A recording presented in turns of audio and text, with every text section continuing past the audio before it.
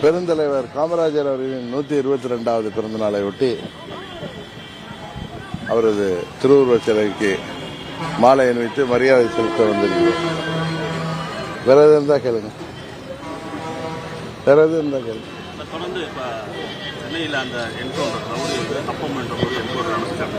Encounter தமிழகத்தில் நேற்று அவர் வந்து துப்பாக்கி யூஸ் பண்ணியிருக்காரு அப்படின்ற மாதிரி மெசேஜ்லாம் கொடுத்துருக்காங்க. அதான் போலீஸ் கஸ்டடியில் இருந்தவர் அவருடைய துப்பாக்கி சூட்டில் அவர் போலீஸ் சுட்டு இறந்தது வந்து தமிழ்நாடு முழுவதும் ஒரு மக்கள் மத்தியில் ஒரு பெரிய சந்தேகத்தை கிளப்புது. ஏன்னா அந்த திரு ஆம்ஸ்ட்ராங் அவர்களின் கொலையில் திமுகவை சேர்ந்த 3 பேரும் ஏதோ கைதாகியிருக்காங்க. இந்த நேரத்தில் காவல்துறை இது மாதிரி அதில் கைதாகிருக்கிற ஒரு கைதியை என்கவுண்டர் பண்ணியிருக்காங்கன்னா அது பல சந்தேகங்களை கிளப்புகிறது. இதற்கெல்லாம் காலம் பதில் சொல்லும் என்றும் நீதிமன்றம் அதற்கு உரிய நடவடிக்கை எடுப்பார்கள் என்று நம்புகிறோம்.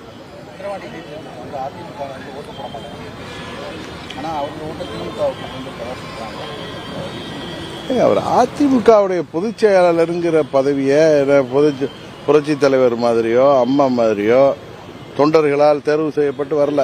அவர் சொல்வார் பொதுக்குழுவில் இருக்கிற நிர்வாகிகள்லாம் பொதுக்குழு உறுப்பினர்கள்லாம் தொண்டர்களால் தேர்வு செய்யப்பட்டவர்கள். அங்கே ஒன்றும் எந்த தேர்தல் நடத்தல, எல்லாம் நியமனம் தான். அது எடப்பாடி பழனிசாமி அம்மா அவர்கள் மறைவுக்கு பிறகு 2017 16 டிசம்பர் 31க்கு அப்புறம் கடைசியாக நடந்தது தான் 29 ஏதோ நடந்தது தான் அம்மா அவர்களால் அம்மா அவர்கள் காலத்தில் தேர்ந்தெடுக்கப்பட்ட நியமிக்கப்பட்ட பொதுக்குழு உறுப்பினர்களால் நடத்தப்பட்டது.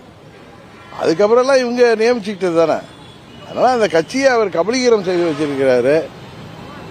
அங்க பாவம் தொண்டர்கள் இரட்டை இலை இருக்கிறது அப்படிங்கிற ஒரே காரணத்துக்காக அங்கே வேறு வழியின்றி இருப்பவர்கள் அவரை பொதுச் செயலாளராக அவர் செயல்படுகிறார். அவர் சொல்லி யாரும் கேட்கல. அங்கே 82.5% வாக்குப்பதிவாயிருக்கு. அப்புறம் மீதி உள்ள 15% தான் அங்கே அதிமுக தொண்டர்களை ஓட்டு போடாது. அதெல்லாம் அப்படி இல்லை. நான் போன கூட்டத்துக்கு அன்றைக்கு 2 ஊர்களில் நான் போய் வாக்கு சேகரிக்க சென்றேன். 2 ஒன்றியங்களில். அங்கேயே அதிமுக நிர்வாகிகள்லாம் நான் வேன்லேருந்து கீழே இறங்குறப்ப என்னை பார்த்து நான் இந்த பொறுப்பில் இருக்கேன் அப்படியெல்லாம் சொல்லி எங்களுக்கு வாழ்த்து சொன்னாங்க. நாங்கள்லாம் பாமகவுக்கு தான் வாக்களிப்போம் அப்படின்னு சொன்னாங்க. இது என்னிடம் நேரடியாக சொன்னது. அந்த ஊர் பேர் 2வது பாயிண்ட், முதல் பாயிண்ட் நியமமாக ஏதோ ஒரு இடத்துலையோ 2 இடங்களில் பேசணும். நெம்மூர் இன்னொன்று அதான். இந்த 2 பாயிண்ட்லையுமே நிறைய ஏடிஎம்கே நிர்வாகிகள் ஏன்னா தேர்தல் இல்லாதனால அவங்க வந்து அங்கே பாமக கூட்டத்திலே வந்து கலந்துக்கிட்டாங்க. இதுதான் உண்மை.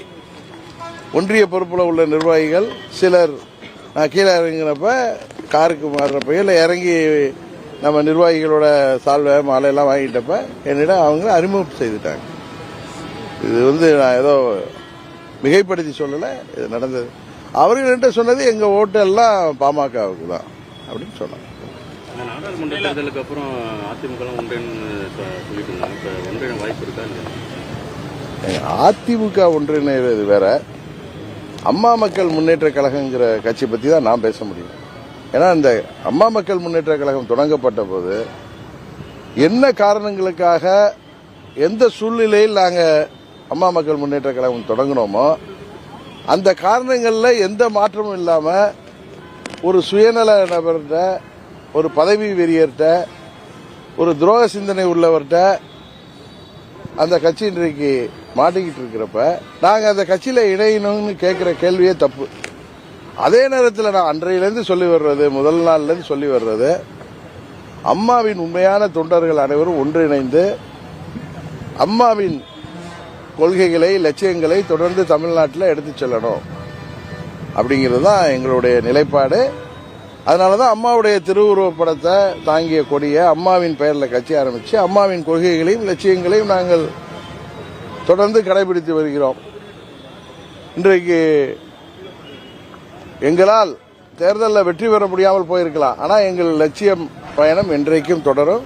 வருங்காலத்தில் உறுதியாக நாங்கள் வென்றெடுத்து அம்மாவின் லட்சியங்களை தமிழ்நாட்டில் கொண்டு செல்வோங்கிறது தான் எங்களுடைய நிலைப்பாடு. அதில் நாங்கள் எங்களது இறுதி சுவாசம் உள்ளவரை போராடுவோம்.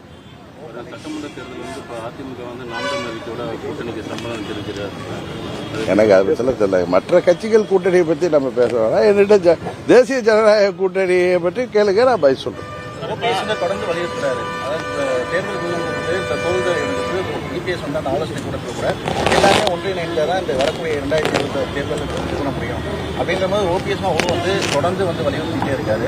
ஆனா அவங்க தரப்புலேருந்து எந்த அதாவது சொல்றாரு, தூங்குற மாதிரி நடிக்கிறவங்கள, சுயநலத்தில் இருக்கிறவங்க, பதவி வெறிபிடி தலைவர்களை, பணத்திமிரில் இருக்கிறவங்கள, அதிகாரம் இருந்த காரணத்தினால் பணத்திமிரால் கபலீகரம் செய்து வைத்திருக்கிறோம் என்கிற தைரியத்தில் இருக்கிறவங்கள, அந்த கட்சியை பலமீனப்படுத்தி கொண்டு வருபவர்களுக்கு கண்மண் தெரியாமல் இருப்பவர்கள் திருந்துவதற்கு வாய்ப்பு இருப்பதாக நான் கருதவில்லை.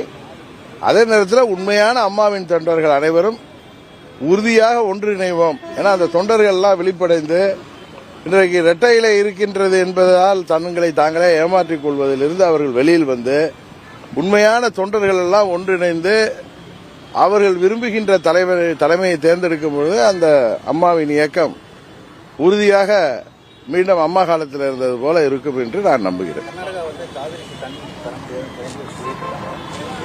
விவசாயிகளும் போராட்டங்கள்லாம் அறிவிச்சிருக்காங்க. நம்ம இங்கிருந்து வலியுறுத்த மத்திய அரசு கர்நாடகாவுக்கு வலியுறுத்திருக்காங்க. அதாவது தமிழ்நாடு அரசாங்கம் இன்றைக்கு தமிழ்நாட்டு அரசாங்கத்தை நடத்தி கொண்டிருக்கிற திரு ஸ்டாலின் அவர்கள் இது எளிதாக இதுக்கு தீர்வு கண்டுபிடிச்சிடலாம்.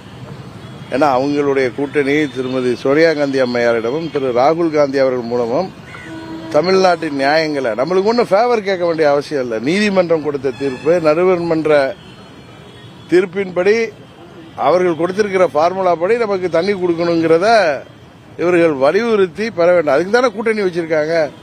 இங்க வெற்றி பெறுவதற்காக மட்டும், தேர்தலுக்காக, வாக்கு வங்கி அரசியலுக்காக மட்டும் இந்த கூட்டணி இருக்குது. மக்களை கவனித்து வருகிறார்கள்.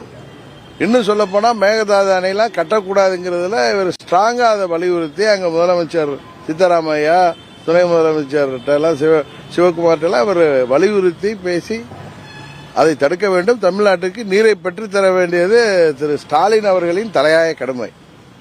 தமிழகத்தில் தொடர்ந்து இப்போ கஞ்சா இதனால வந்து டெய்லியுமே ஒரு கொலை நடந்துட்டு இருக்கு. இது வந்து இப்போ போலீஸ்துறையே முதல்வர்கிட்ட தான் இருக்கு. ஆக்சுவலா போலீஸ் துறையை வைத்திருக்கிறவர் திரு ஸ்டாலின் அவர்கள். அங்க சம்பந்தமே இல்லாம கலெக்டரையும் அவர் வந்து டிரான்ஸ்பர் பண்றாரு. கள்ளக்குறிச்சியில எஸ்பியை சஸ்பெண்ட் பண்றாரு. அவர் தான் இதுக்கெல்லாம் பொறுப்பேற்று, தார்மீக பொறுப்பேற்று என்ன செய்யணுமோ அது செய்யணும். அதுக்கப்புறம் அந்த சோக நிகழ்ச்சி கள்ளக்குறிச்சி தொடர்ந்து 10 நாளே விக்கிரவாண்டி பக்கத்தில் ஒரு ஜெயராமன் ஒருத்தர் தவறினாரு கள்ளச்சாராயத்தில். இன்னும் பல சம்பவங்கள் நடந்துட்டு தான் இருக்கு. அது மாதிரி போதை மருந்து வியாபாரம், கஞ்சா வியாபாரம் தமிழ்நாடு முழுவதும் கொடி கட்டி பறக்குது. அது ஆளுங்கட்சி துணையோடு நடக்கிறதாகவே எல்லோருக்கும் தெரியும். எல்லோரும் அப்படிதான் பேசிக் கொள்கிறார்கள். அப்படி இருக்கிறப்ப இந்த ஆட்சியில போதை கலாச்சாரம் பெருகி இளைஞர்கள் எல்லாம் வேலை வாய்ப்பு இல்லாமல் போதை மருந்துக்கு அடிமையாகி கூலிப்படைகளாக மாறி வருகிறார்கள். அதான் தினம் 2 கொலை 3 கொலை நடக்குது. இதற்கெல்லாம் அந்த முதலமைச்சர் வருகின்ற தேர்தலிலாவது பதில் சொல்வார் என்று நம்புகிறோம். ஏன்னா இப்ப ஏதோ ஓட்டுக்கு 2000 3000 கொடுத்து மக்களை விலக்கி வாங்கிவிட்டோம் என்று ஆளுங்கட்சி என்கிற காரணத்தால் மக்கள் வாக்களித்திருக்கிறார்கள். இன்னும் 1.5 வருஷத்துல ஒன்றும் மாற்றம் வரப்போது போல இவங்களுடைய. அதனால 26ல் பெரிய மாற்றம் வரும் என்கிற நாம் நம்புகிறோம்.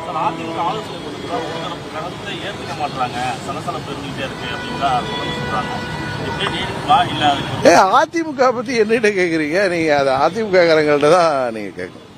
சரி.